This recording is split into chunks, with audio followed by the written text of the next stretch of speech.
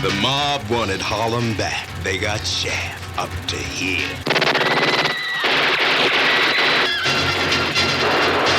Shaft. Hotter than Bond, cooler than Bullet. Rated R. If you want to see Shaft, ask your mama. Olá, Gustavo. Olá, Marina. Olá, ouvintes e telespectadores, no caso aqui do nosso videocast. Esse é o nosso podcast de cinema na sua primeira edição gravada online com vídeo. Ou Sim. seja, para quem está vendo a gente está com duas bolinhas aqui, numa estreia desse formato e desse visual. E o nosso filme de hoje é um filme de 1971 chamado Shaft, estrelado pelo Richard Roundtree, dirigido pelo Gordon Parks, com música, uma trilha sonora inesquecível, uma trilha sonora que marcou corações e mentes, que marcou a época, do Isaac Hayes. Mas eu e o Gustavo não estamos aqui sozinhos para falar deste filme tão seminal. A gente chamou, né, uma pessoa muito especial que, por favor, pode entrar. Cadê ele? Heitor Augusto, palmas para ele. Com palmas e tudo, gente, aí eu me sinto especial mesmo, hein? Mas você é especial. Obrigado pelo convite, é uma alegria falar desse filme, que é muito especial, né? Muito importante e que mobiliza muitos afetos. Totalmente. Bom, deixa eu te apresentar primeiro, né, Heitor? O Heitor é curador e consultor, e a gente foi atrás dele não à toa, porque o Heitor ele tem uma linha de pesquisa muito estrutural na vida dele, que é a Blaxploitation. A gente já vai entrar nesse assunto, vamos entender o que é a Blaxploitation, quais são os seus nuances, os seus caminhos. Mas é isso, a gente te achou, Heitor, através de uma pessoa que trabalha com a gente, que é a Léo, e a gente estava assim, a gente quer falar desse filme, mas a gente não quer falar nós, porque a gente precisa, enfim, de alguém que realmente conheça esse assunto, a gente não quer tratar dos chefes de uma forma leviana, né? A gente quer se aprofundar. E aí ela falou, não, tem um cara que é muito legal, e ele fez um post sobre o Shaft. E não só isso, a gente entendeu que você tinha escrito um artigo para a revista do IMS sobre esse filme. Então é sobre este filme que falaremos hoje. Obrigado por terem me chamado para participar, e não só um post, um texto, né? São quase 15 anos de produção ao redor do cinema Blaxploitation, no qual o Shaft, queira-se ou não, se encaixa. Então faz um tempo que eu tenho, entre outras coisas, produzido sobre esse cinema e sobre esse filme. Legal. Olha, eu vou dar só um resuminho aqui do que é, né, a história, né, uma sinopse do Shaft, e aí a gente já começa a falar sobre ele. Bom, é um filme de ação, com elementos de filme noir, e conta a história do John Shaft, que é interpretado pelo Richard Roundtree, que é um cara que a história, ela é quase que, digamos, é uma coisa que se fazia muito, né, nos anos 70, e na verdade se faz até hoje, é uma história de máfia, né? Então é um detetive que fica, que vai tentar solucionar um sequestro, né? E aí ele fica ali entre duas máfias, né? Na verdade, ele tem que encontrar a filha desaparecida de um mafioso, e daí, para isso, ele tem que lidar com a outra máfia. Então, é um filme também que ficou... Aí você vai me dizer se eu estou certa nesse conceito, que ele... Acho que foi o primeiro filme considerado um filme desse subgênero, que é a Blaxploitation. Tá certo isso, Heitor? Toda vez que a gente vai entrar, né, Marina, nessas delimitações de tempo e revisões a posteriori, a gente sempre tem um certo esforço de observar as outras coisas que estavam acontecendo. Então, na verdade, se a gente for ser um pouco mais criterioso, o primeiro filme do cinema Blaxploitation é uma ficção também do mesmo ano, do Melvin Van Peebles, chamada Sweetback's Badass Song, que é o título impossível de traduzir para o português, mas o que a gente pode afirmar é que o Shaft é sim o primeiro filme da Blaxploitation a concentrar o imaginário tanto da comunidade negra como da comunidade americana como um todo. É o primeiro filme a de fato polarizar, né, dentro do gênero e gerar tantas emoções como ele gera. Então vamos começar, Marina, acho que vamos pedir para o Heitor explicar para a gente o que é o Black Exploitation, para a gente poder falar nesse termo a partir de agora, com nossos ouvintes também por dentro do que a gente está falando, né? Uhum. Vai lá, Heitor, explica para a gente. Acho ótimo justamente tomar esse tempo para explicar, porque muitas vezes a gente parte do pressuposto que estamos todos na mesma página, não necessariamente estamos, né, gente? Então, Blaxploitation, primeiro pelo título, né, pelo nome, é uma corruptela de duas palavras em inglês, um pouco óbvias, mas delimitando e explicitando, na verdade, que é a mistura de black com exploitation, então supostamente seria a exploração dos pretos, né? É um termo que vem de setores mais críticos da comunidade afro-americana, para localizar especificamente, vem do Julius Griffin, que era, à época, o diretor da seção de Hollywood da NAACP, que é a Associação para Avanço das Pessoas, Avanço e Progresso das Pessoas de Cor. Então, enfim, é um termo que é inventado para dar conta de um conjunto de filmes. Essa é a primeiro posicionamento importante, né? Não se trata necessariamente de um movimento, como muitas vezes se diz, mas sim existem esses filmes estão acontecendo, e naquele momento tenta se dar conta desses filmes, né? Criando uma classificação para ele. E o que são esses filmes? São filmes quase que exclusivamente cinema de gênero, então eles são filme de máfia, filme de policial, filme de horror, filme de terror, então a gente está falando exclusivamente de cinema de gênero, que vai respeitar as convenções do gênero cinematográfico, é disputar o imaginário cinematográfico americano dentro desse gênero. A gente está falando de filmes com histórias majoritariamente urbanas, exclusivamente ambientadas em espaços pretos dos Estados Unidos, especialmente nas costas, muito mais na costa leste, mas também na costa oeste, com predominância o uso tanto diegético quanto extradiegético da música e de um ritmo específico, né, que é o soul. Então é muito curioso, para encerrar essa resposta, é muito curioso porque, por um lado, não é um movimento, é um conjunto de filmes que surge pelos desejos individuais dos realizadores, ao mesmo tempo com uma percepção de mercado dos estúdios, mas que tem características formais muito palpáveis. Então não é um movimento, mas tem características formais muito palpáveis. Grossíssimo modo para a gente começar a conversa, isso a gente pode chamar de cinema blaxploitation, filmes com essas características realizados entre 1971 e 75. Então, não, eu ia te perguntar o seguinte, a primeira vez que eu ouvi falar desse termo, eu ainda estava na MTV, e a gente fez uma matéria sobre isso no Cine MTV.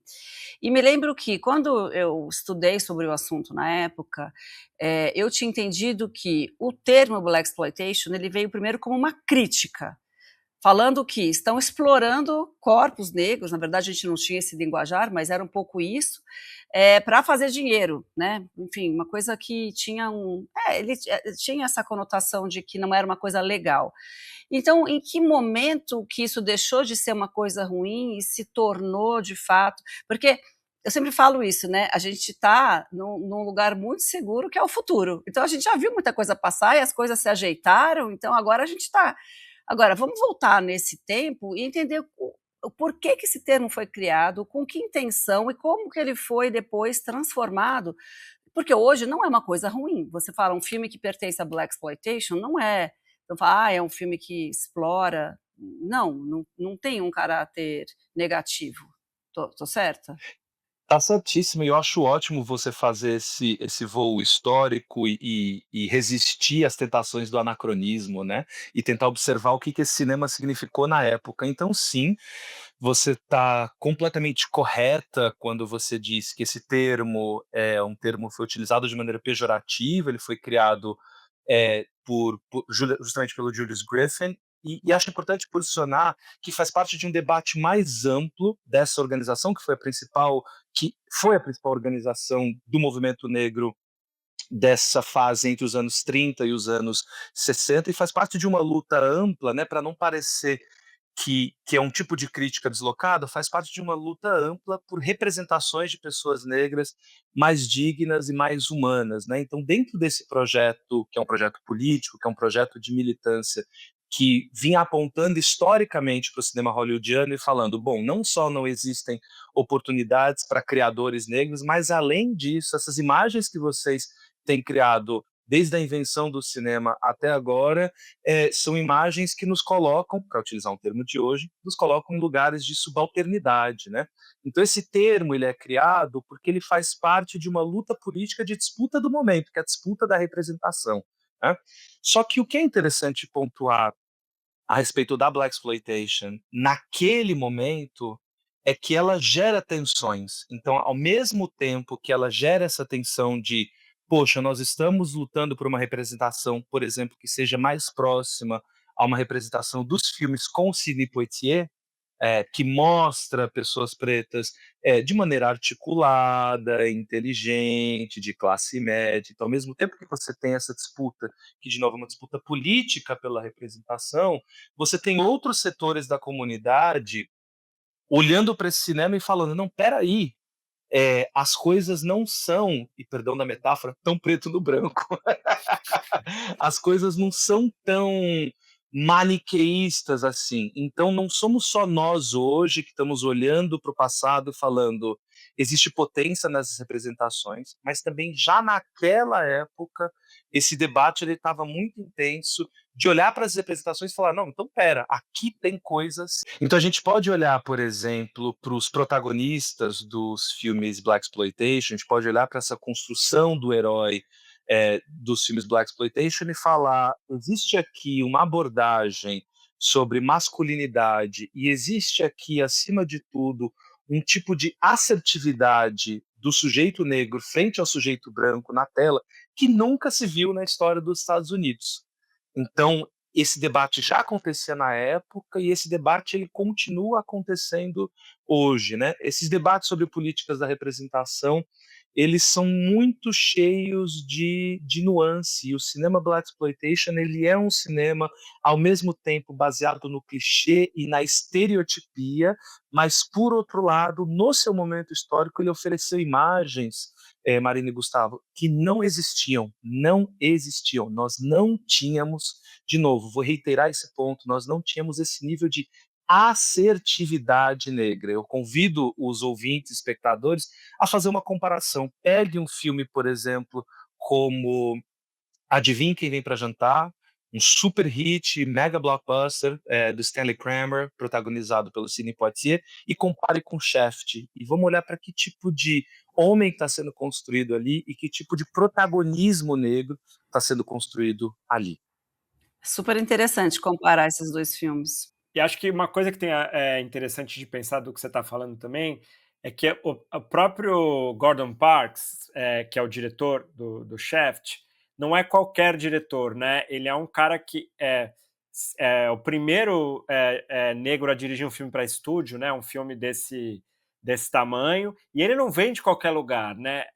Acho que a gente vendo a exposição que está em cartaz no IMS, que a gente recomenda vivamente para que todo mundo que puder que passar por São Paulo vá ver, uma exposição que a gente está falando agora em dezembro de 2025, ela fica em cartaz, se não me engano, até fevereiro de 26. E, enfim, é uma exposição fantástica, mas mostra que o Gordon Parks é um cara que estava muito consciente do que ele estava fazendo em termos de movimento negro, né? No sentido assim, não é um cara que chegou ali, ó, vem aí, dirige um filme, né? Fala um pouco disso também, eu acho. Muito importante você trazer o Gordon Parks, porque muitas vezes a gente faz uma análise do Shaft, inclusive em espaços de reflexão, descolada, uma análise descolada da trajetória artística do Gordon Parks e da própria visão que ele tinha de relações raciais nos Estados Unidos. Então, Gordon Parks é um fotógrafo que, na verdade, começa como músico, como pianista, né? Autodidata, mas começa como pianista. Depois ele encontra no espaço da fotografia e do fotojornalismo um espaço justamente dentro, de novo, dessa luta e dessa busca política por uma representação mais justa, me faltou esse termo mais cedo, né? Uma representação mais justa de pessoas negras. Ele entra na fotografia dentro desse recorte, né? Desse recorte de deixa eu mostrar as vivências negras, deixa eu mostrar a ebulição das vidas negras e das culturas negras nesse momento, ali nos anos 50. Só que nos anos 60 ele realiza uma reportagem, inclusive aqui no Brasil, no Rio de Janeiro, uma reportagem para Life, né, uma fotoreportagem. Essa reportagem acaba se transformando num curta-metragem. Então, o Gordon Parks ele entra um curta-metragem documental a partir das fotografias dele. Então, a entrada do Gordon Parks no cinema se dá pela fotografia, se dá por uma abordagem muito mais documental e por uma abordagem muito crítica das relações raciais. Ele olha para o Brasil e fala: bom, o Brasil se parece com os Estados Unidos. Faz parte de uma série de artistas afro-americanos, né, de pretos americanos, que olhavam para fora dos Estados Unidos. O Gordon Parks é um deles, William Greaves é um outro exemplo, mas enfim, voltando para o Gordon. Então ele é esse cara que ele entra por ali, mas já desde muito cedo com um desejo de que as suas obras tivessem uma comunicação com um público amplo, né? Não vou dizer uma comunicação massificada, porque falar de comunicação massificada é também falar da forma do filme. Não sei se ele tinha esse desejo, mas ele tinha, sem dúvida, o desejo de falar com o público amplo. Tanto que quando ele migra para o longa-metragem e aí vai realizar ali no final dos anos 60 uma cinebiografia, que é uma cinebiografia de si mesmo, né? Chama The Learning Tree, que é baseado no livro dele. Então, esse primeiro filme dele de direção para estúdio. Então, ele é esse cara, voltando nessa tentativa de localizar, ele é esse cara que tem olhado, que vinha olhando, perdão, para a fotografia e para o cinema como um espaço, um meio, uma mídia para reconstrução do imaginário. Só que Shaft é muito interessante porque ele se aproveita de uma oportunidade, é isso. Com Shaft ele se aproveita de uma oportunidade do contexto de produção. O contexto de produção favorecia esse tipo de filme, acho que a gente pode falar mais disso depois. Ele se aproveita dessa oportunidade, mas essa entrada dele no cinema, uma entrada por um lugar muito, muito crítico. Eu acho que tem uma coisa que a gente sente, acho que desse olhar, né, do Gordon Parks muito sensível para a realidade, para a vida, porque quando você assiste ao filme Shaft, você vê assim, que a maneira como Nova York é retratada, ela não é retratada de uma maneira artificial, né? Assim, você sente que tem ali o interesse genuíno do cineasta de colocar aquela personagem interagindo com a cidade da forma mais realista ou real possível, assim, né? Eu até imagino que que muitas cenas tenham sido feitas de uma forma que hoje em dia acho que não se faz mais, que é você colocar o ator ali com uma câmera, bota a câmera atrás e você tenta capturar o que você conseguir, né, assim, mais espontâneo possível, né? Mas queria falar um pouquinho sobre isso, assim, sobre as cenas que a gente assiste, que estão no filme, e que tem uma hora que você até esquece que, sei lá, que tem uma história, que ele precisa chegar em algum lugar, você fala, não, deixa o Richard Roundtree aí andando por Nova York, porque, e para nós que estamos aqui em 2025, uma viagem no tempo também. Você vê Demais. como Nova York era, né? Como que aquelas ruas que hoje estão totalmente transformadas pelo futuro, né? Enfim, por tudo que se passou. Muito incrível, né, ver isso. A sequência de abertura, né? A sequência de abertura é muito emblemática nesse sentido, porque é uma sequência bem longa, que tem os créditos e a música, você já apresenta o mood musical ali, assim, pá! E você vê isso que a Marina falou, ele andando pela cidade, os carros atravessando no meio dos carros, os carros vão parando, e ele entra, sai, desce, sobe, não sei o quê, né? Enfim, é uma sequência muito forte, assim, que até tá na exposição, né? Eu acho essa sequência de abertura um show de decupagem para qualquer pessoa que se interessa por mise-en-scène. Essa sequência de abertura tem de ser estudada à exaustão. Eu acho que, de novo, né, se não fossem os parâmetros eurocêntricos e brancos, se a gente fosse falar, por exemplo, de relação de cinema e cidade, ao falar do Taxi Driver, a gente também teria automaticamente de falar de um filme como o Shaft, né? Agora, especificamente em relação à sua pergunta, né, Marina, falando sobre a sequência de abertura e a relação com a cidade, eu acho muito interessante porque o Gordon Parks, nessa sequência de abertura, gente, ele é muito econômico, e ele tem um timing perfeito para as coisas. E aí vou convidar, né, quem não viu o filme, assista o filme para localizar um pouco melhor essas coisas que eu vou apresentar nesses próximos minutos, né? Então, por exemplo, a letra apresenta o personagem, se a gente sequer ainda saber quem é o personagem. Who's a black private dick that's a sex machine to all the chicks? Shaft! Damn right.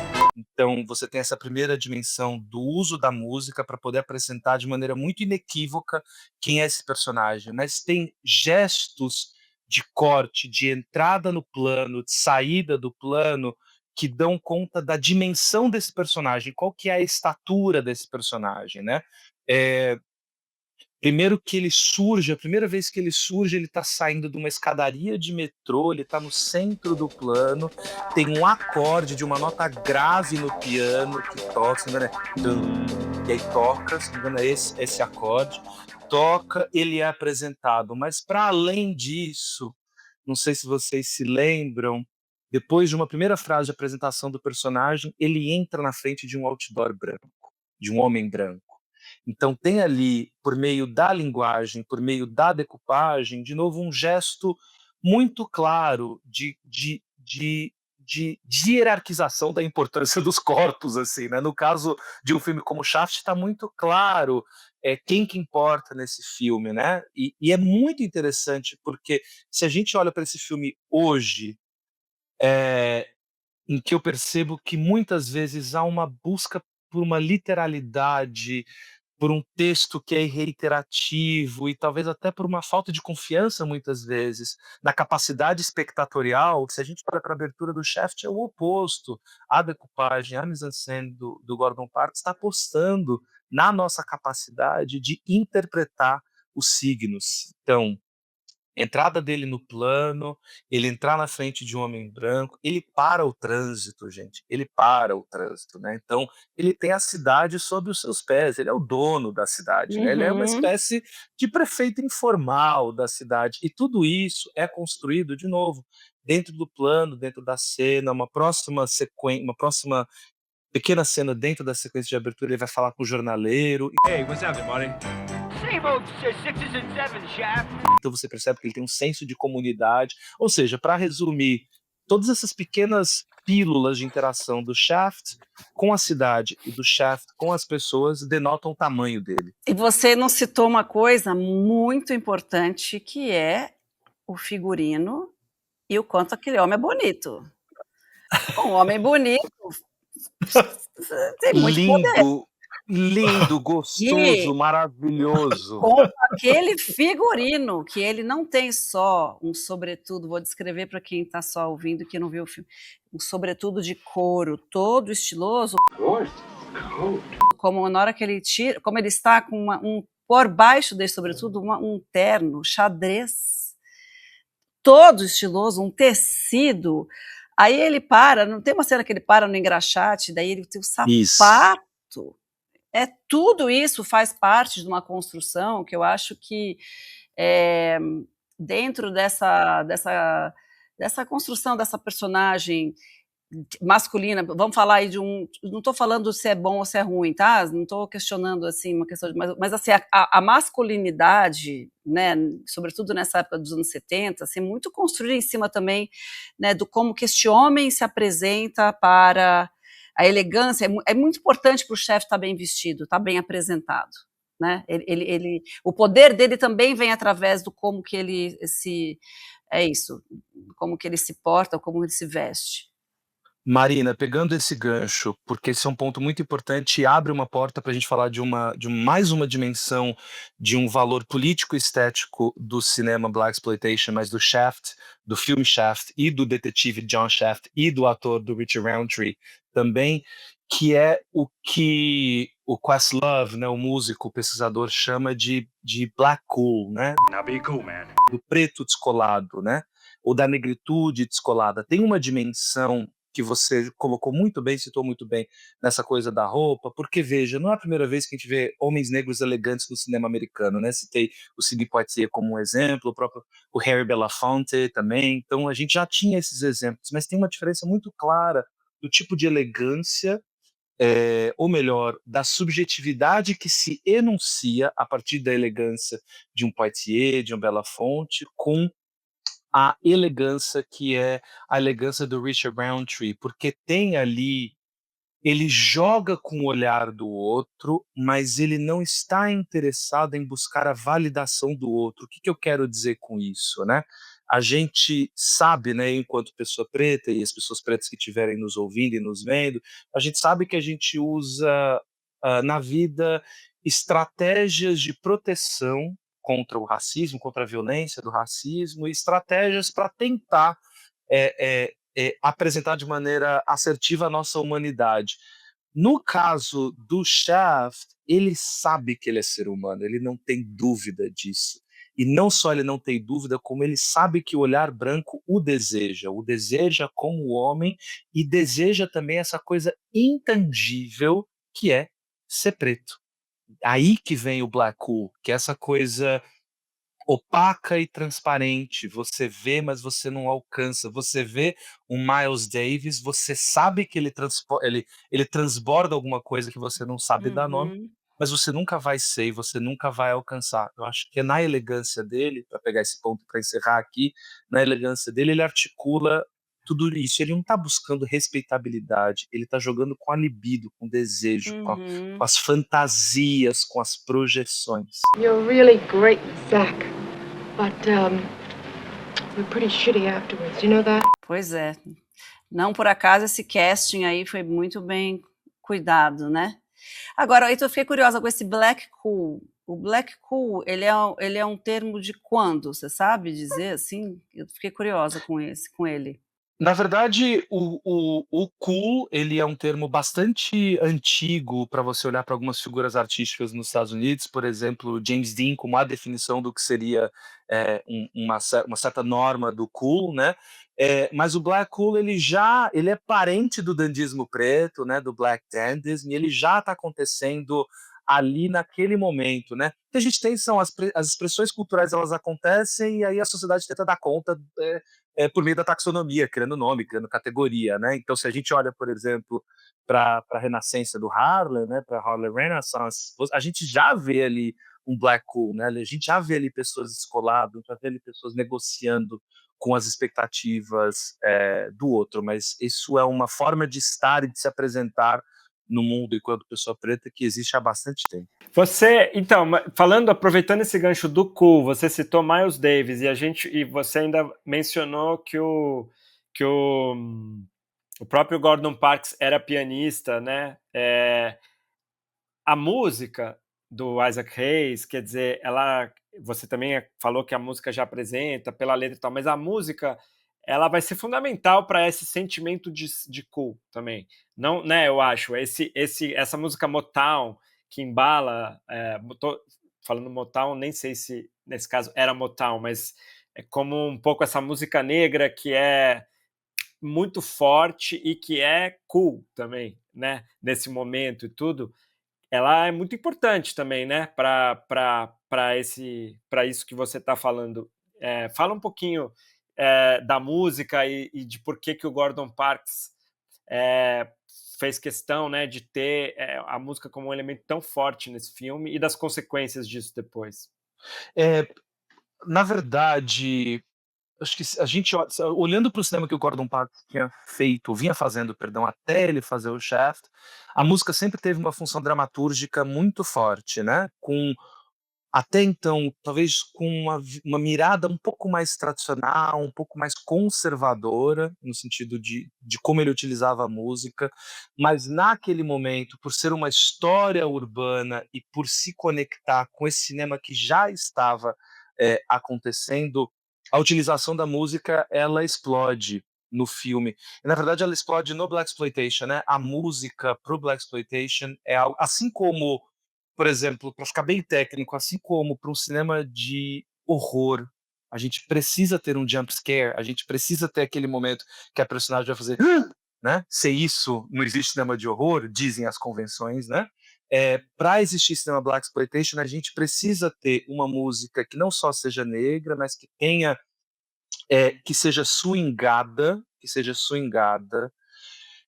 que te faça querer dançar, mas que, de novo, apresente a assertividade da existência negra, né? Então não é, por exemplo, um jazz de ambientação. Essa música está falando coisas sobre aquele espaço e sobre os dilemas do personagem. Então aí eu estou deslocando um pouco, não só da música no Shaft, né, ou seja, o uso que o Gordon Parks faz da música, mas na verdade levando um pouco mais pro gênero Blaxploitation. Eu acho que é algo muito mais localizado por esse conjunto de filmes e pelas convenções que agrupam esse conjunto de filmes, do que de fato por uma predileção do Gordon Parks. Se a gente for falar de música e Gordon Parks, eu acho que é mais interessante falar até de outros filmes que ele faria a posteriori, né? Como Lead Belly, como o próprio Learning Tree, mas em relação especificamente à música do Isaac Hayes, ela é tão potente quanto é, por exemplo, a trilha do Cleopatra Jones, por exemplo, para citar um outro filme do Blaxploitation, que assim como também é muito presente, como na trilha do Sweet Sweetback's Badass Song. Enfim, é uma questão de gênero do filme mesmo e menos Gordon Parks, eu diria.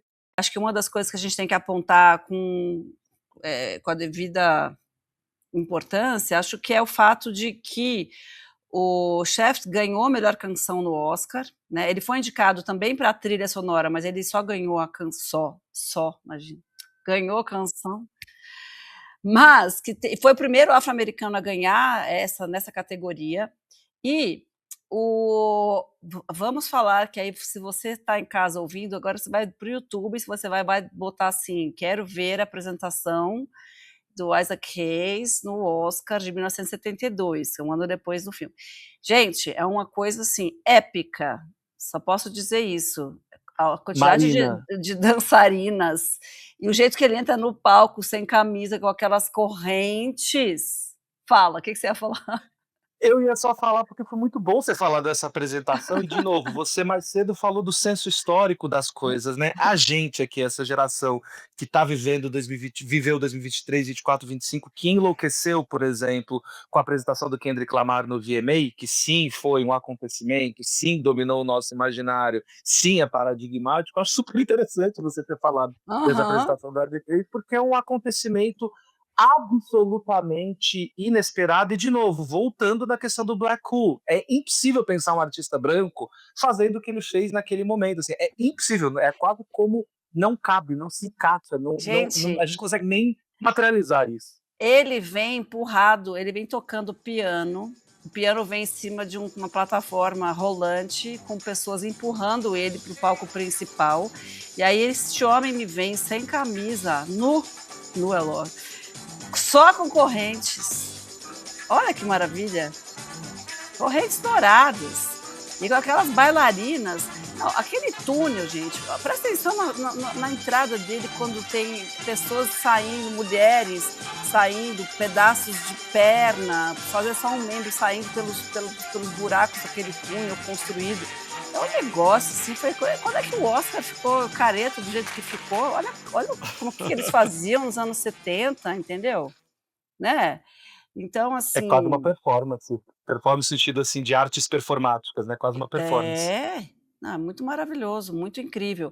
Agora, e é uma trilha inesquecível, né? É uma trilha, assim, que eu tenho certeza que muita gente aqui que nunca nem tinha ouvido falar muito do filme, que nunca assistiu ao filme, conhece essa trilha, sabe quem é Isaac Hayes, também muito por causa dessa trilha sonora e a música tema do Shaft, sobretudo, né?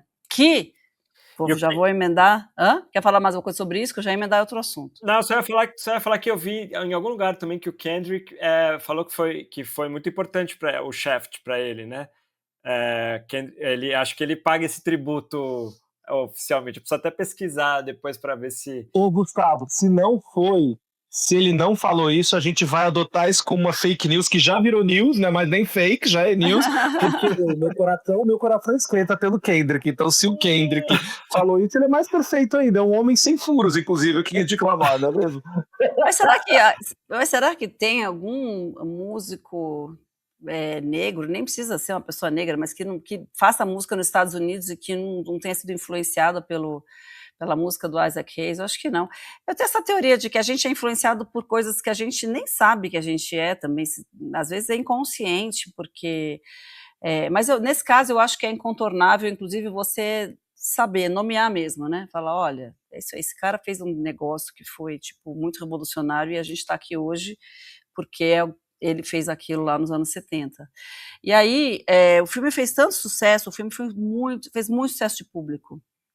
Né? Aliás, o Gustavo ia falar isso, né? Que foi o filme de maior faturamento do estúdio aquele ano. Foi um dos daquele do MGM, da Metro, porque a Metro estava em dificuldade financeira e foi uma cartada deles e a coisa, eu dei uma pesquisada, a questão da renda do filme, ela não é tão clara, você vê números meio discordantes, mas no Wikipedia, para pegar um exemplo, ele está aqui como um filme que custou $500 mil para fazer, né?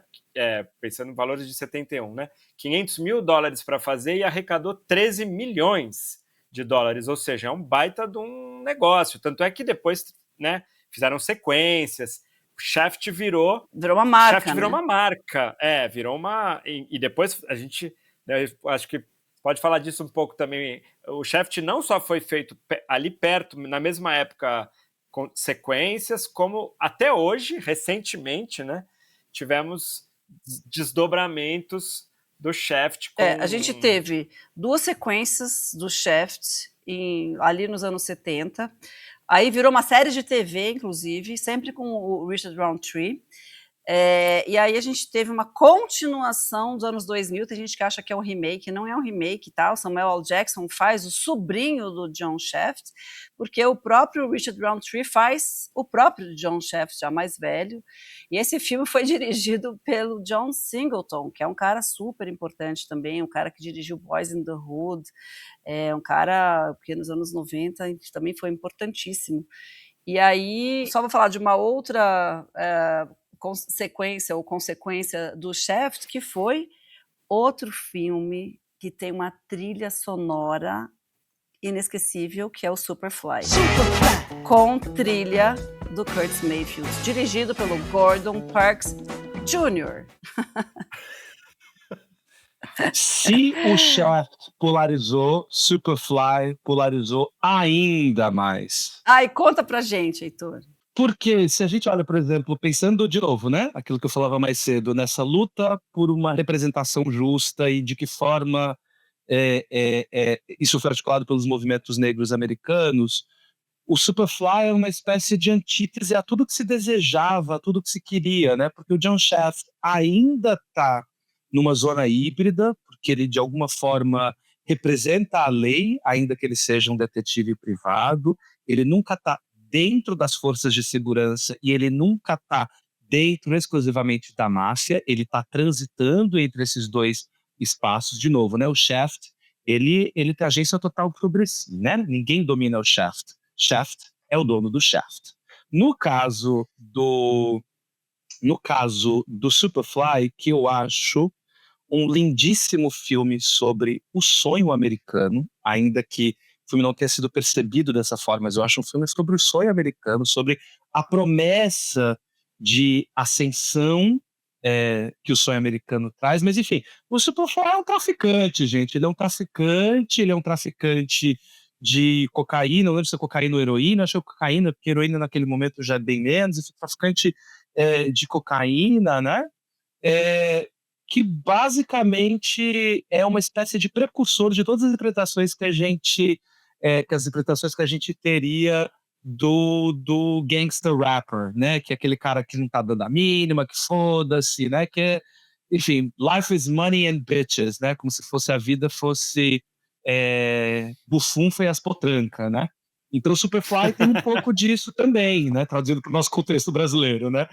O Superfly, então, ele polariza porque ele tem essa representação. O herói do filme, ele é um traficante. Então, para certos setores da comunidade negra, esse tipo de representação é uma representação negativa porque repetiria outros estereótipos. Por outro lado, é muito interessante olhar, de novo, o Superfly como um filme sobre o sonho americano, né? Ele está tentando emular uma prática criminosa da máfia branca, só que, por ser negro, ele não consegue nem ter as benesses do crime. Só que naquele momento o filme não foi percebido sob esse olhar, né?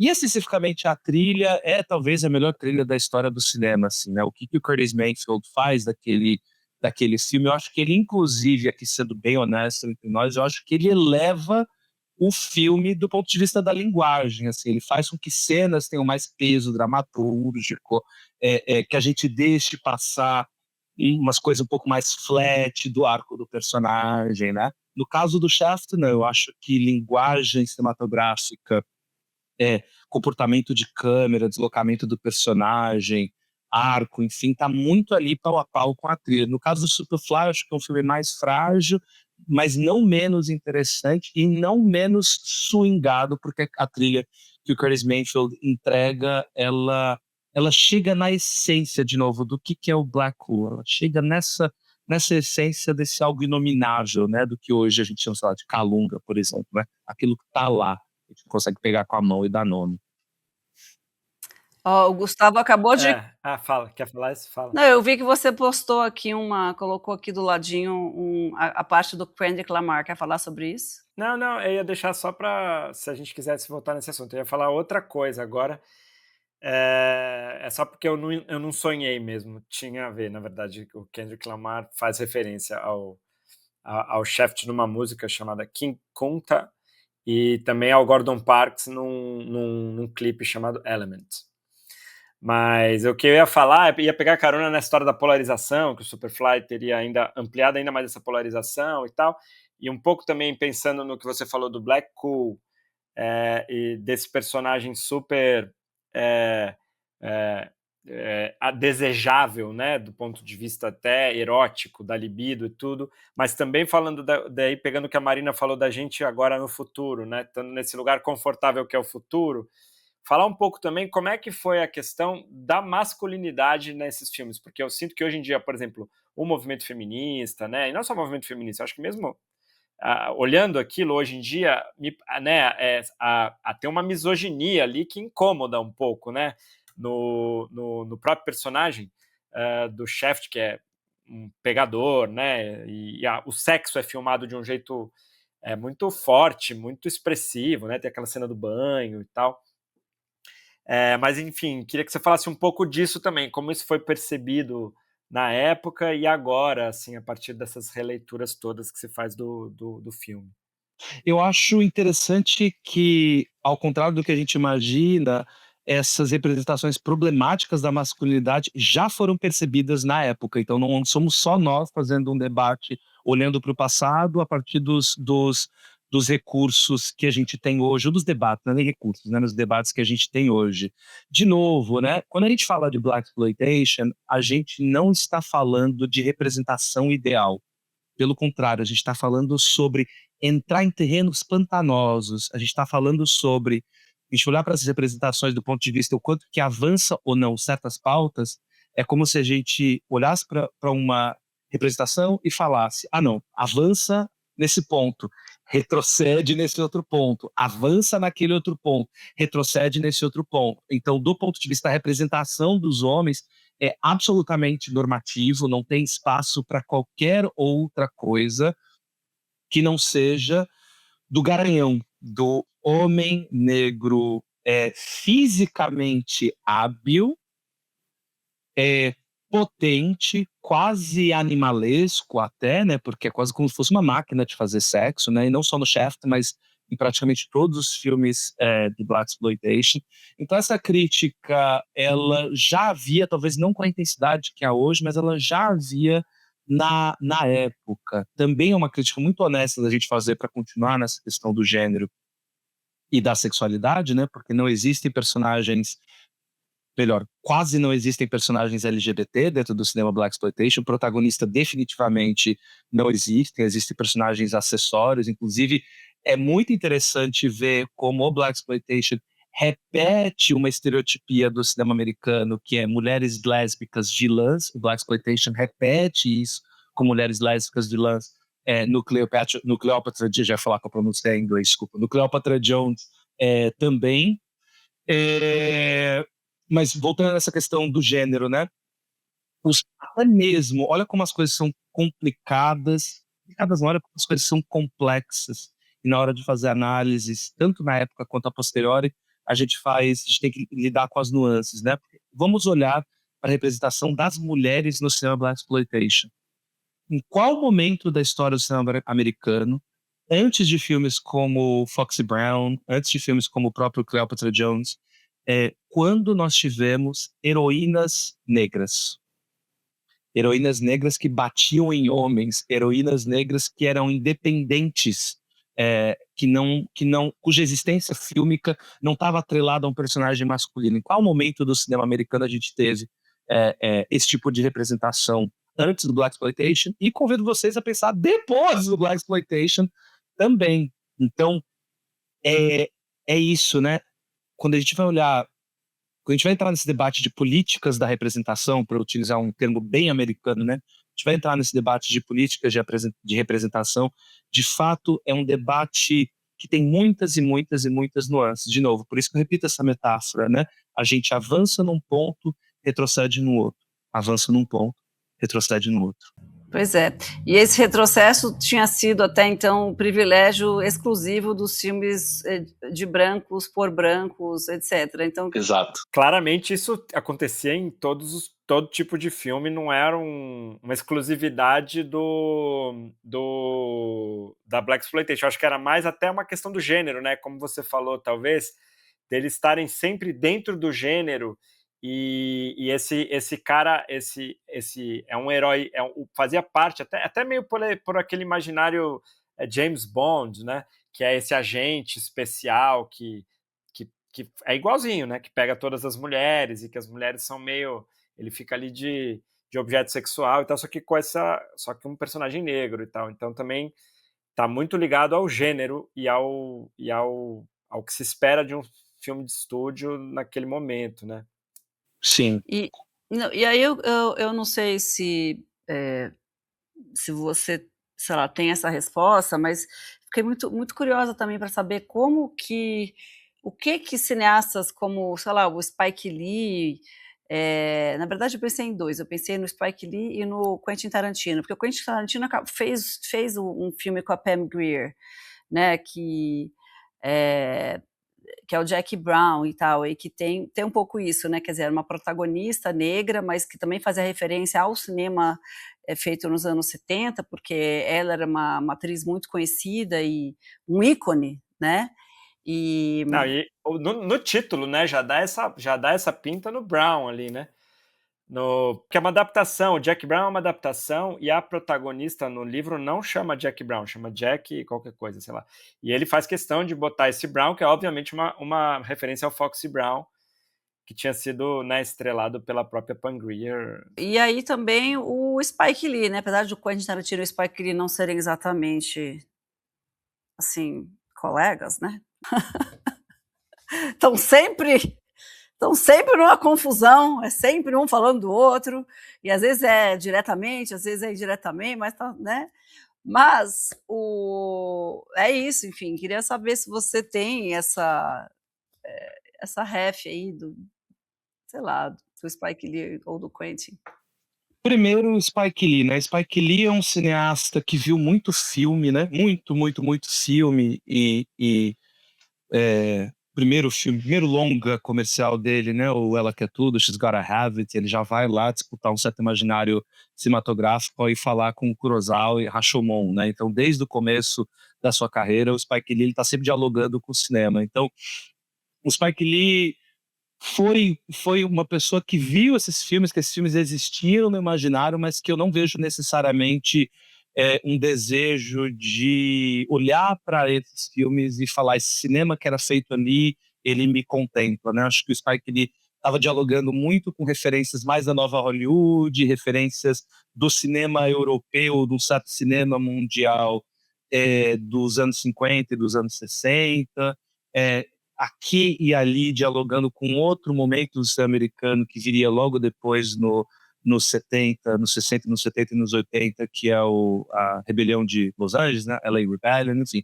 Então eu vejo mais, gente, uma continuidade, que eu não acho uma continuidade estética, mas vejo uma continuidade como diretores afro-americanos que conseguem mobilizar o imaginário norte-americano cinematográfico, né? E aí essa conexão que é muito clara entre Spike Lee e John Singleton, como esses cineastas do final dos 80, começo dos anos 90, que mobilizam o imaginário, né? Então acho que essa talvez seria a conexão com o Blaxploitation, ter feito filmes que tiveram apelo de massa e que mobilizaram o imaginário. O Spike Lee, o Tarantino, sobre quem poderíamos falar também muito alongadamente, né? O Tarantino tem uma grande tragédia. O Tarantino queria ter nascido preto e não nasceu, né? Então ele se acha... Isso é verdade, gente. Né? Um cineasta maneirista como ele, né, que está sempre fazendo filmes sobre o cinema, né? O Spike Lee, o Tarantino, parece que está sempre fazendo filme que está de alguma forma dialogando com algum momento do cinema. E esse cineasta que se permite achar pertencente a uma cultura quando não é, né? Se permitir certas coisas, por exemplo, utilizar injúrias raciais no filme dele e tal. Mas enfim, isso no Django Livre, né? Acho que foi o ponto de maior atrito entre só contando para as pessoas que estão ouvindo a gente, né? O Django Livre foi o filme que fez.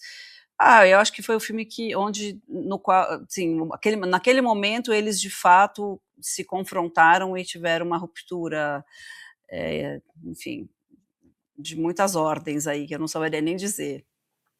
Muitas horas. E eu acho que é o primeiro, acho que esse é o momento em que de fato existe uma oposição articulada aos gestos cinematográficos do Tarantino, que podem ser vistos muitas vezes como gestos de apropriação cultural e mais claramente gestos profundamente irresponsáveis, né? De novo, o Tarantino quer o bom da vida preta e não quer lidar com o ônus da vida preta. Mas especificamente sobre o Jack Brown, ele faz parte desse, claramente uma referência não só ao Foxy Brown, mas uma referência a esse mood, né? Então Tarantino, como esse cineasta branco que se permite entrar e sair dos lugares, ele entrou e saiu de vários lugares cinematográficos, e um dos lugares que ele saiu foi que ele entrou e saiu foi da Blaxploitation. Mas é interessante porque toda vez, agora saindo do Tarantino e ampliando um pouco mais a conversa, toda vez que a gente vai olhar para esses gestos a posteriori que dialogaram com esse cinema, independentemente se era um realizador preto ou um realizador branco, mas todos esses gestos a posteriori, eles são sempre gestos distanciados na história. Eu acho bem importante demarcar isso para quem está escutando a gente, que está participando desse papo gostoso, é que o Blaxploitation, ele é localizado no seu momento histórico. Ele é fruto, produto e retrato de um momento histórico. Tudo que acontece depois é uma tentativa de conversa, diálogo, homenagem, independentemente de ser bom ou não. Não tem, gente, assim como o neorrealismo, não tem o neorrealismo italiano, não tem como falar de neorrealismo italiano fora dos 40, dos 50, fora da experiência do pós-guerra, não tem como falar de Blaxploitation sem estarmos falando daquele momento, ou seja, sem termos falado dos 30 anos do movimento moderno de direitos civis, dos anos 30 aos anos 60, sem termos falado do surgimento das vozes radicais dos Panteras Negras, do Stokely Carmichael, Angela Davis, e sem termos falado já da perseguição do Estado americano, do assassinato dessas pessoas como Fred Hampton e de uma certa desilusão com o projeto político radical preto. O que sobra é uma potência cultural. Resumindo, não tem como falar de Blaxploitation sem deixar de localizar no seu tempo histórico. Uma coisa legal que eu acho para a gente situar um pouco, às vezes, quem está nos assistindo ou ouvindo aqui, que às vezes a gente esquece, né, nós brasileiros, é que se a gente está falando aqui de um filme de 1971 e pensar que até 1964 os Estados Unidos era um país segregado, né? Era um país que tinha apartheid. Então é muito perto. Nós estamos falando de uma distância temporal mínima entre um momento em que pretos tinham que andar em lugares, em alguns estados, né, tinha que andar num lugar específico do ônibus, tinha uma porta específica, podiam usar um tipo de banheiro, não podia usar a escola. A gente, claro, a gente tem uma experiência de racismo, acho, muito forte também no Brasil, mas essa experiência americana de segregação, lembrar, né, as pessoas que nós estamos num contexto muito próximo ainda disso. Né? E que, parênteses, está muito bem retratada na exposição do Gordon Parks, voltando à fala dela, lá no IMS. Exatamente. As fotos né, mais fortes, eu acho... Não, é que tem que tentar, não dá para falar uma a mais, mas enfim. Tem uma muito bonita, triste e bonita, né, que é uma mãe e uma filha, e aí tem algo ali for colored, uma coisa, uma placa, né, indicando que era ali, que seria uma foto triste, assim, bonita pra caramba, assim. O Gordon Parks, ele fotografou a segregação, a gente vê isso perseguido, né, correndo o risco de morrer ali, acho que na Louisiana, que ele, agora não lembro exatamente aonde era, mas enfim, tem fotos de segregação. Depois ele fotografou Martin Luther King, fotografou Malcolm X, fotografou Pantera Negra, fotografou Muhammad Ali. Quer dizer, ele foi acompanhando muito, né, esse movimento dos direitos civis nos Estados Unidos de maneira muito presente e participativa, né? Ele é um dos artífices daquilo, do ponto de vista de criou essas imagens, né? Ô, Gustavo, e eu preciso pegar esse gancho muito rapidamente, porque entre outras pessoas que ele fotografou o Stokely Carmichael, que dessa geração é o militante, mas o intelectual que mais me influencia, com quem eu mais me relaciono, tanto que deu esse livro maravilhoso que eu vou mostrar aqui para a câmera, né, que são apenas fotos que o Gordon Olha! Parks fez do Stokely Carmichael, o Stokely que escreveu um livro lindo com Charles D. Hamilton, que está traduzido para o português, que é Black Power, The Politics of Liberation, que eu acho que ficou como Black Power, política de libertação. Ou seja, o Gordon Parks ele foi também retratando, por meio da sua câmera fotográfica, a mudança na retórica militante dentro dos Estados Unidos. Sim.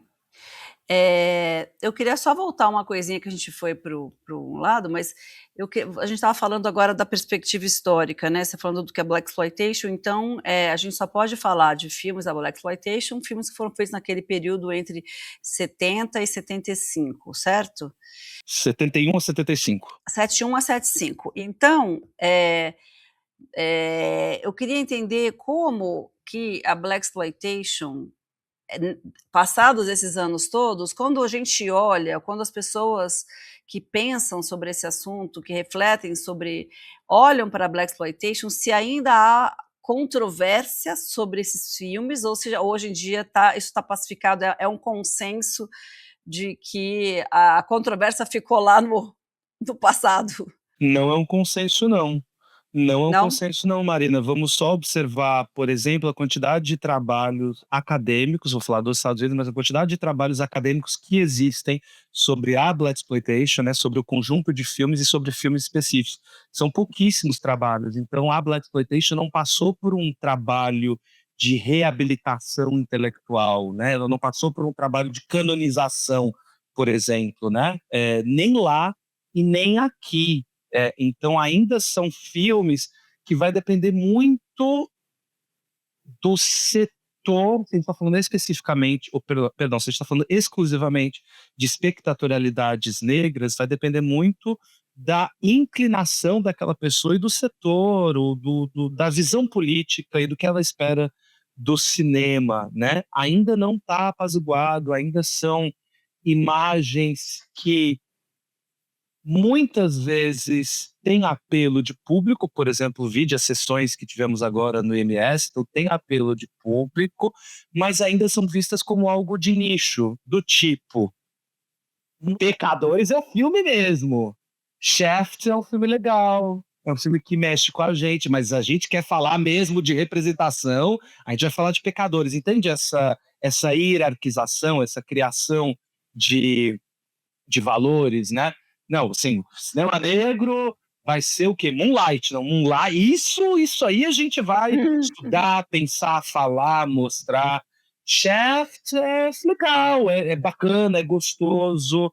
Então, enfim, falando de um certo, não senso comum, mas de uma média das opiniões, ainda são filmes que, digamos, eles precisam que sejam criados contextos curatoriais para exibição, precisam ser criados contextos para que sim sejam apreciados, porque ainda assim eles provocam tensões. Eu sempre fiquei com essa dúvida de como falar sobre a Blaxploitation, porque me lembro, contei, né, enfim, do meu passado da MTV, de falar, vou tocar nesse assunto, mas como é que eu abordo esse tema? Como é que eu cito esse movimento? O que se fala sobre isso? Então, continuo em dúvida. Obrigada. O que eu queria falar também, é um pouco trazendo aqui para o Brasil. Eu descobri também nessa exposição do IMS que teve um impacto muito grande no Brasil e na comunidade negra brasileira, sobretudo ligada à música ali dos bailes, né, no Rio de Janeiro e tudo. Fala um pouco também de como bateu aqui esse filme para a comunidade negra brasileira e para, enfim.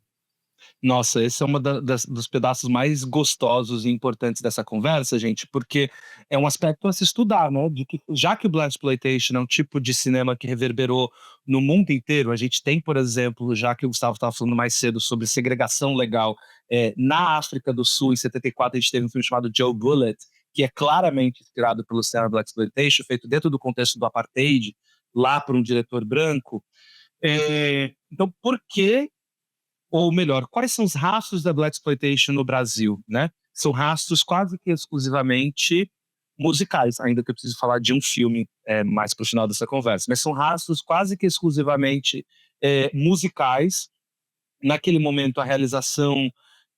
bom, se a gente for pensar o que era o discurso político por trás da Blaxploitation, Black is beautiful, Black is powerful, todas essas coisas que eram consideradas como visões subversivas no Brasil da ditadura, no Brasil do pós AI-5, né? Então, quando a gente vai olhar para as reverberações, ou por que teve reverberação numa expressão artística e não em outra, por que, por exemplo, teve muita reverberação no espaço da música e dentro dos espaços do baile, que eram espaços controlados, que só tem acesso quem pode ter acesso, e por que não teve reverberação, por exemplo, no espaço do cinema, não é só porque havia poucos realizadores negros na época, mas para você articular num discurso massificado como é o cinema, esse tipo de narrativa de assertividade negra, era absolutamente impensável. Se a gente vê, por exemplo, a gente for lembrar como acho que foi Laços de Família, né, que a personagem da Thaís Araújo leva um tapa na cara, eu sempre esqueço qual que é a novela, né? Mas isso mobilizou o debate. Fala, Marina. Não, a gente não sabe que a gente não vê novela, é uma falha nossa. Mas se a gente for pensar essa imagem que mobilizou o debate no final dos 2000, começo dos 2010, né? Ou seja, é muito mais natural aqui no Brasil a gente pensar numa pessoa branca batendo numa pessoa preta numa representação de imagem, né? Qualquer que seja o contexto, da escravidão até hoje. Quais são os filmes que a gente... Não é nem filmes, vamos observar a nossa cultura, vamos observar o nosso imaginário cultural e tentar pensar se a gente conseguiria projetar uma pessoa preta dando pernada em pessoa branca, que é, por exemplo, o que Blaxploitation faz, né? Então, para tentar entender dessas reverberações, o que teve e o que não teve, a gente precisa olhar para as relações raciais no Brasil, a gente precisa olhar também para as condições de produção cinematográfica, mas a gente precisa olhar também por fato que a gente está vivendo uma ditadura. Então, não à toa, a grande reverberação que vai ter é no espaço da música, é uma outra dimensão da Blaxploitation, essa dimensão mais cultural, é menos a dimensão política, é a dimensão mais cultural em espaços controlados, né? Então, o que é possível, o que foi possível ser articulado aqui no Brasil, especialmente pelos bailes, não exclusivamente, mas especialmente pelos bailes do Dom Filó, que é uma pessoa incontornável para o ativismo e para a reverberação cultural americana e afro-americana aqui no Brasil, é por meio da música, é dentro dos bailes. Ainda que,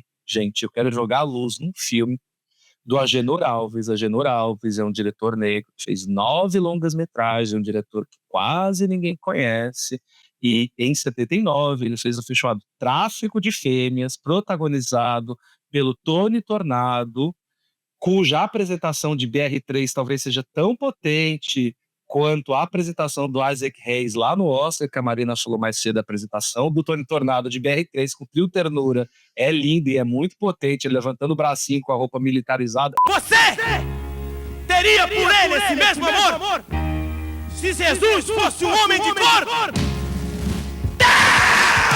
Enfim, mas tem esse filme de 79, gente, que é cinema de baixíssimo orçamento, muito mais conectado com o que virou a boca do lixo aqui, com o que era a boca do lixo no cinema paulistano aqui no Brasil, mas que ele utiliza a música do Isaac Hayes nos créditos de abertura. Então, voltando nessas tentativas de de reverberação. Então a gente tem esse filme e a gente também teve, e esse é um caos que eu quero contar, o Tony Tornado, eu esqueci o nome do filme, mas o Tony Tornado, ele estava rodando um outro filme em 77, eu acho, não vou lembrar a data certa, mas ele estava rodando esse filme, e era um filme de rua, como todo filme de ação daquele momento preto era um filme de rua, e a polícia baixou no set, e ameaçou prender todo mundo. Então por que não existe Blaxploitation no Brasil? Você não consegue nem executar um plano de filmagem, nem um plano de filmagem você consegue fazer, porque isso coloca em risco a vida das pessoas. Pois é, e esses bailes do Dom Filó e tal, o movimento Black Hill, isso teve um documentário recente sobre isso, eu não vi ainda, eu queria muito ter visto. Lindo filme do Emílio Domingos. O Emílio Domingos, que tem sido um documentarista que tem olhado para esses espaços de resistência negra que se constituíram a partir da cultura. Olha, eu tô aqui procurando, eu fiquei curiosa para ver esse filme do Tony Tornado.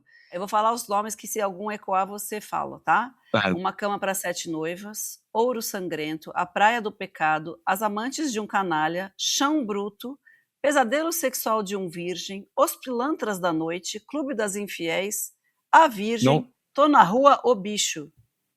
Nenhum Não desses? tô lembrando se é um desses, mas Eu eu já amei achei esses ótimos títulos, porque já dá um pouco noção do tipo de circulação imagética que o Tony Tornado estava tendo naquele momento. O Tony Tornado, Marina, que talvez seja o Richard Roundtree brasileiro. Homão, lindo, maravilhoso, ultra masculino, desejado, gostoso, enfim, pensando em possibilidades de paralelismo, se nós tivéssemos tido um Blaxploitation no Brasil, talvez o ator essência do Blaxploitation brasileiro seria o Tony Tornado, talvez, hein? Total, adorei. Esse Tráfico de Fêmeas eu tô procurando aqui, mas ele não, pelo menos no Just Watch aqui, ele não apareceu como disponível em nenhum lugar. Rincões da internet, gente, não é fácil acessar esse filme, não. É profundezas, não vai Profundezas. ser... Não vai... É, Pô, mas total. pena, né? Porque era legal resgatar essas coisas, né? Por exemplo, isso é um trabalho que a gente ainda precisa fazer aqui, né? De resgatar esses filmes, olhar para eles com mais carinho, né? Cara, e o Tony Tornado fez Pichote, a Lei do Mais Fraco, grande filme brasileiro. Tem coisas que a gente precisa rever de vez em quando, né? Gustavo reviu há pouco tempo, e Pichote é realmente um filme que eu recomendo para quem está ouvindo a gente. Heitor, tem mais alguma coisa que a gente... Esse papo, vocês veem que a gente pega umas abas, a gente vai indo, eu estou meio que falando que a gente falou tudo por causa do tempo, mas não sei se tem alguma coisa que a gente não citou, que você queira... Do que eu me lembro, gente, é mais ou menos isso aí mesmo. Assim, acho que a gente cobriu bastante coisa e eu fiquei feliz de ter lembrado do Black Cool lá no meio, porque eu não podia ter esquecido disso, não. É bem importante para entender esse negócio todo. É importante. Muito bom. Uma coisa que eu queria te perguntar, assim, por que ele vai só até 75? O que depois acontece que, digamos, você não considera, né? Você falou isso muitas vezes, não se pode considerar mais o que veio depois disso como parte do que seria um Blaxploitation. Porque é muito pouco tempo, são 4 anos, né? Boa pergunta, Gustavo. Essa tentativa de delimitar, ela vem de pesquisadores como eu, mas não só, de entender o Blaxploitation como uma espécie de fresta dentro do sistema de produção cinematográfico americano, né? O Blaxploitation, ele tem muitos paralelismos com a nova Hollywood, né? Então, se a gente for olhar para uma trajetória de, primeiro, ascensão do sistema de estúdios, depois entrada de crise dos sistemas de estúdio, inclusive com a chegada da televisão, depois diretores de estúdio sem saber muito como, de novo, trazer a família toda para o cinema. Certos filmes começam a conseguir existir, geralmente esse tipo de análise que a gente faz para a nova Hollywood, né, para olhar para a carreira do Coppola, do Friedkin, do Scorsese, é o mesmo tipo de análise que a gente faz para a nova Hollywood, né? Só que a gente vê que as oportunidades para esses realizadores, elas começam a diminuir quando o cinema americano, quando a indústria, ela entende de novo como fazer filmes para a família, como trazer a família de novo para o cinema, né? como trazer o cinema mainstream. E aí vem o quê? Star Wars, né? Aí vem George Lucas. Quando George Lucas chega e estabelece um paradigma do que pode ser o cinema comercial, as outras possibilidades de cinema, elas se exaurem, né? O Blaxploitation se exaure. Se a gente for olhar para a carreira do Sam Peckinpah, por exemplo, se exaure. Coppola tem que se reinventar, ele vai à falência com One for the Heart no começo dos anos 80, enfim. Então, por isso que essa localização histórica, mas também, Gustavo, porque os Estados Unidos muda, né? Porque toda a possibilidade radical política negra que tinha sido anunciada nos anos 60 até por volta de 66, no final dos anos 70, a gente já tem Nixon, depois Carter, depois Reagan.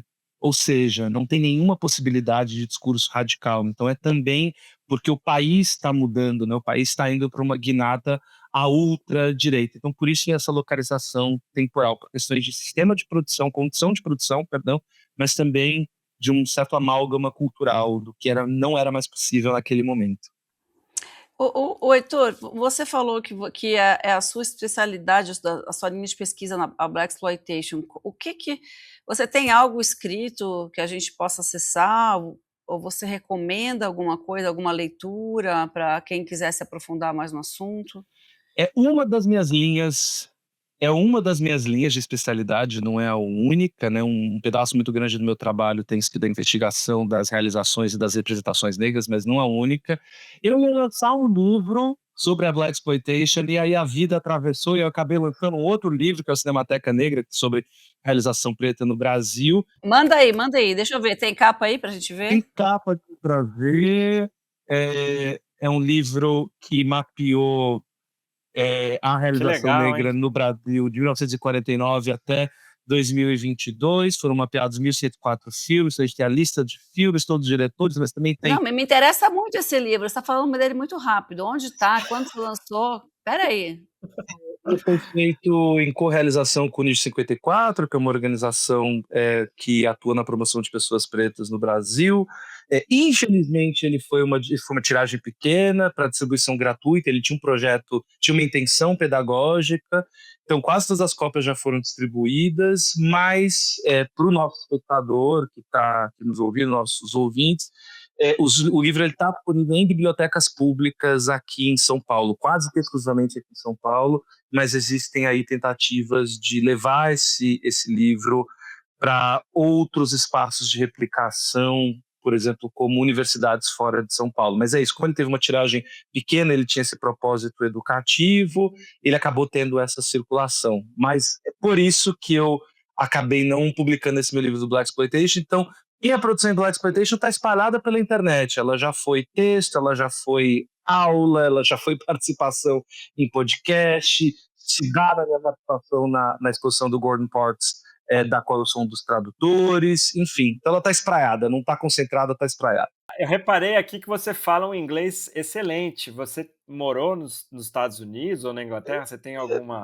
Eu dei umas passadinhas nos Estados Unidos e fiquei uns tempinhos, depois voltei, enfim, mas tem a ver com as minhas conexões culturais e conexões políticas, pesquisas, e um dos trabalhos que eu faço também, né? Esse trabalhador da cultura tem vários chapéus, um dos trabalhos que eu faço eu sou tradutor, né? Então, sou tradutor de alguns lugares aí importantes. Tradutor de inglês e português, é isso? E do português para o inglês também, na verdade, mais do português para o inglês, né? Fazendo jabá aqui, traduzir Abdias do Nascimento para inglês, por exemplo, Olha sabe? Aí, então, gente, tem que aproveitar. Eu vou te pedir alguns links para a gente colocar aqui na descrição do episódio, porque acho que é legal para as pessoas terem acesso, né? E eu, como dica, para a gente finalizar, eu queria mais uma vez recomendar a quem está passando por São Paulo e está ouvindo esse episódio a tempo, que vá no IMS ver a exposição do Gordon Parks e aproveite e sobe o andar, ou desce, agora não lembro, vá ver a exposição da Inês Vardá, porque ela tem um curta-metragem sobre os Panteras Negras, um curta média, porque é meia hora, eu acho. Então vai com tempo na exposição para poder sentar lá, porque eu fui com pouco tempo, assisti 15 minutos daquele sobre Cuba e 15 minutos do Panteras Negras, ficou aquela coisa pela metade, vou ter que voltar para ver os dois, metade dos dois, ou seja, melhor ir para ficar 2 horas e ver tudo direito, né? E aí, esse filme de 68, que a Inês Varda, que tem inclusive uma trajetória parecida com a do Gordon Parks, porque foi pela fotografia que eles se estabeleceram e começaram depois a fazer fotografias em movimento, que é o cinema. Eu queria aproveitar esse gancho, porque assim, recomendar realmente muito que as pessoas vão ver essa exposição do Gordon Parks. É uma exposição, nunca teve uma exposição assim no Brasil dele, que reúne tantas obras, que organiza tudo, tão bem feita, com textos de apoio, enfim, incrível. Exposição incrível. Mas a gente teve também a sorte de ir na sessão que a gente viu, Shaft, foi agora lá no cinema do Instituto Moreira Salles, projetado com a cópia linda, restaurada e tal, e logo depois teve a apresentação de um pianista chamado Amaro de Freitas, que eu não conhecia por ignorância, e eu fiquei chapado, achei um gênio, e o que ele fez foi lindíssimo, porque ele pegou a trilha do Shaft, foi comentando, não sei se você estava nessa sessão, Heitor, ou se você, porque teve 2 dias, né? Teve numa sexta. Não pude estar, não pude estar. Lamento demais por você, só posso dizer isso. Mas assim, foi um negócio espetacular. Ele fez um comentário, assim, ele foi trazendo a trilha para o Brasil aos poucos, assim, ele foi mostrando como o soul se relacionava com a música do Milton Nascimento, e foi vindo e foi transformando coisa em baião, enfim, foi um negócio espetacular. Então é uma dica assim um pouco fora do mundo do cinema, mas Amaro de Freitas foi uma descoberta. Descobri Amaro de Freitas por causa de Shaft, e agora vou indicar para que vocês vão atrás também, que é uma dica maravilhosa. Já que a gente está falando de dicas e a gente está falando dessas visibilizações dessas obras, eu quero dar créditos, né, gente? Então, exposição do Gordon Parks, que está acontecendo no MS Paulista, a curadoria é da Janaína Damasceno, que ano passado, retrasado, já confundia o ano, fez uma linda exposição sobre o seu Walter Firmo, grande fotógrafo carioca. Então, a curadoria da exposição do Gordon Parks é da Janaína Damasceno. A programação de cinema do MS, a curadora é a Márcia Vaz, então também dá o crédito para essas pessoas, né? O trabalho curatorial é um trabalho de contínua pesquisa, visibilização e reflexão. Então, parte da razão da gente estar conversando hoje sobre o Shaft é por conta do trabalho de curadores, no caso de curadoras negras. Então, também só para visibilizar o trabalho alheio. Curadoria move montanhas, gente. Curadoria faz com que a engenhoca ande. Boa, obrigado, Heitor. Aliás, falando nisso, outra dica é a Bienal de São Paulo. Pois é. Olha a coincidência, recebi hoje o catálogo aqui em casa. Ah, que lindo. Hoje. Olha, também para quem está ouvindo há tempo, gente, até 11 de janeiro, primeira vez que a Bienal fica tanto tempo em cartaz, primeira vez que a Bienal atravessa o ano, né, que ela passa o Réveillon em pé, e aproveitando esse período de férias, né, porque agora muita gente jovem que está ainda em época escolar encerra as atividades, dica aí para os pais, bota os filhos para vir na Bienal, porque a aula acaba, você não acabou o trabalho, aquela adolescente fica em casa, aquela criança, você não sabe o que fazer, vai para a Bienal, aproveite. E dando crédito, né? Porque a gente está falando isso também, porque Heitor faz parte da equipe que trabalhou na curadoria da Bienal. Eu sou meio ruim de me vender, mas deixa eu dar o crédito certinho.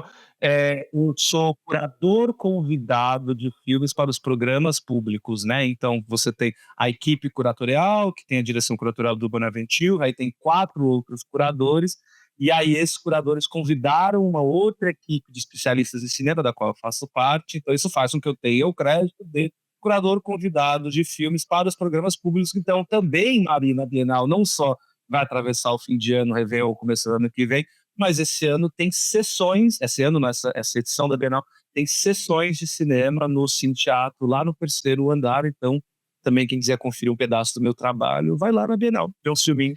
Vai ter Blaxploitation na programação? Não, eu mostrei na versatilidade curatorial, tem outras coisinhas. Outro dia eu falei, passou o Luiz Melodia, eu até anunciei essa sessão, chamei as pessoas para enfim, para irem, né? Porque, bom, já vamos lá falar da Bienal, porque assim, Bienal, gente, é um projeto de graça. As sessões de cinema também são de graça na nossa cidade. Né, as pessoas reclamam que não tem o que fazer em São Paulo, que tudo precisa de dinheiro. Não, gente, a Bienal está aí. E não é só nesta época, né? Durante o ano inteiro tem programas culturais, de formação, de acesso para pessoas que, né, de outra forma não teriam acesso a a uma educação, né, artística, assim. Então, a Bienal é incrível, assim. Então, é isso. Quem está ouvindo a tempo, vá. Aproveite. Então, aí, Heitor, quer falar mais alguma coisa? Dar algum recado? Falar mais alguma dica? Alguma coisa mais que você queira dizer para os nossos Eu gostei do ouvintes? recado, eu achei uma coisa meio programa televisivo anos 90. Você quer dar um recado? Eu falei, vou dar um recado. O recado é que a gente está falando dessa produção de 1971, né? Ou seja, o recado é as realizações negras, as vidas negras no cinema, elas existem desde sempre, elas importaram, importam e importarão, né? Então, que a gente siga olhando para essas produções e para as pessoas que refletem sobre ela, com um interesse que não seja só momentâneo, né? Com um interesse que não seja só coqueluche, que não seja só pela moda, e que não seja só pela culpa, né? A gente está falando de filmes com muito valor cinematográfico. A gente passou um tempão aqui falando sobre decupagem, né? Sobre mise-en-scène, enfim. Então, que sigamos interessados por esses filmes fora do hype. Não é sobre hype, é sobre outras coisas. Esse é o recado. Perfeito. Então é isso. Muito obrigada. Então é isso. Obrigado. Por você ter topado falar com a gente tão longamente sobre esse assunto, que você manja tanto e agora a gente manja um pouquinho mais, né, Gustavo? Muito menos que você, porém, muito mais do que a gente sabia. E foi muito legal, eu adorei esse papo. Também adorei, obrigado. Eu que agradeço, gente, valeu, muito obrigado. O nosso podcast de cinema é uma produção da Mira Filmes. O roteiro, a direção e a apresentação são de Marina Persson e Gustavo Rosa de Moura. A direção de produção é da Sabrina Macedo. A edição, da Júlia Leite e Léo Tony Costa. Nas redes sociais, Léo Tony Costa.